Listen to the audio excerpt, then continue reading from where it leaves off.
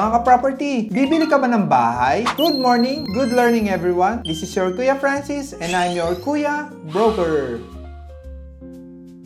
So mga ka-property, kung kayo po ay bibili ng bahay, here are the things that you need to inform us sa aming mga broker or sa mga agents para hindi po masayang ang oras at fuel natin. Number 1, know your budget. Number 2, have at least 2 to 3 preferred location. Number 3, ano po ang terms po natin? Full cash po ba? Bank financing? Pag-ibig? Or in-house financing? Number 4, ready for occupancy or pre-selling po ba? Mga ka-property, bakit kailangan po malaman ng agents or brokers na mag-assist sa kanila ang mga ito? Para makapag-recommend po ng 3 to 5 properties yung agent or yung broker. Ang agent at broker na rin po ang mag-explain po sa kanila kung ang budget po nila ay angkop po sa location na gusto nila at kung ang target turnover ng bibili nilang house ay angkop sa terms po nila. Kaya choose your agent or broker wisely. Dapat yung marunong po at hindi yung basta kakilala lang po nila. So mga ka-property, paki-comment naman po ang mga experiences nila sa mga nag-assist na agent or broker nila. Sana po ay nakatulong ang aking video at kung may katanungan po sila, pakisulat lang po sa comment section below. Again, this is your Kuya Francis. God bless po sa ating lahat.